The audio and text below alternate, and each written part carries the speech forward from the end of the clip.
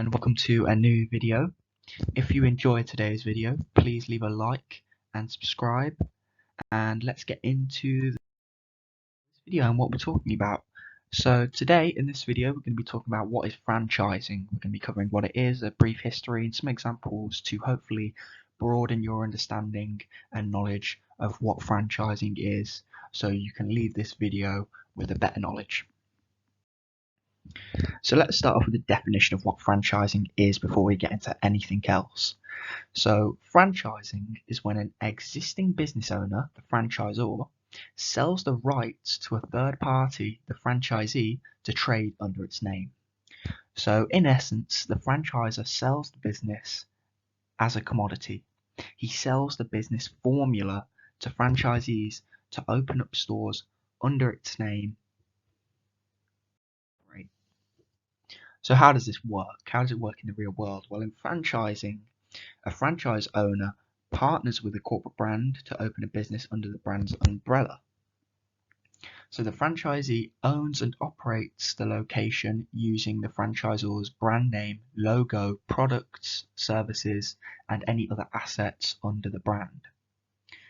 Franchises use a systematic way of doing business so it is easily expandable and to keep the customer experience identical between locations.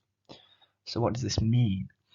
It means that franchises, they have a system of doing it, because if every location was run differently, the customer experience will be different from location A to location B. So systems are put in place, a full manual of how to operate the business to keep customer experience the same.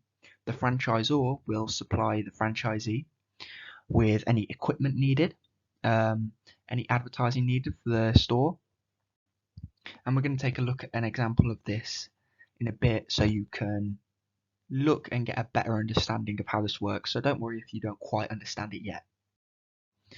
So examples.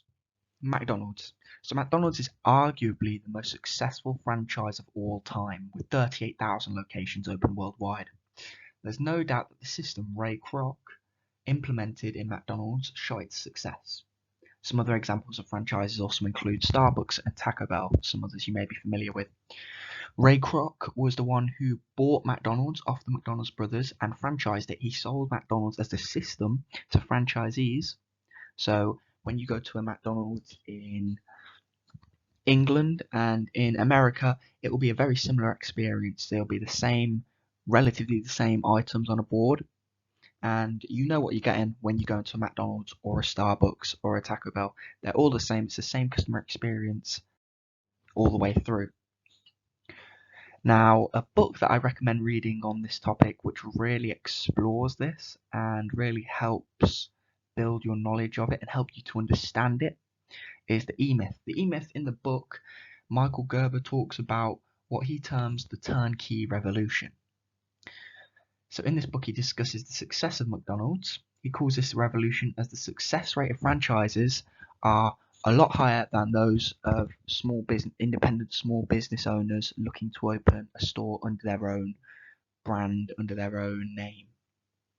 So the book proves that selling the business as a system and not using the business to sell products proves more effective for profits and success rates. So this is the revolution. He refers to the turnkey revolution, turnkey meaning putting the keys in the door and opening a new location. That's what he means by turnkey revolution. This book really helps to identify why franchises are successful, how they operate, and the success rates compared to if you wanted to open a business under your own name. The success rates between them are highly different. 4 out of 5 small businesses fail. The success rate on franchisees are a lot higher, and it still gives business owners the opportunity to own their own business and run their own business and manage their own business, even if it do be under the umbrella of a franchisor and the franchise itself. So a small history on where franchising originated. So historically, the purpose of commercial franchising was to allow workers or journeymen to establish their own businesses supported by franchisors. Franchising was used in England and Europe, where the Crown owned land and granted rights to powerful individuals including the church, to manage its properties. So you see all these old public buildings such as churches. These were all originally franchised from the crown and the government to the church and the Pope to open churches over there. So what have we covered in the video? So in the video we went over a definition of franchising, how franchising works with some examples of franchises in the 21st century. We've covered the turnkey revolution and the book The E-Myth, which I recommend you get if you are interested in this topic. You can find it on Amazon. And we went over a history of franchising and where it originated from. So thank you for watching. I hope you enjoyed the video, and I hope you learned a bit about franchising and your knowledge now is better than it was before watching this video. If there's any concepts or anything you still don't understand, leave it down below in the comments and I'll reply to all the comments down below. Thank you for watching, and I'll see you in the next video.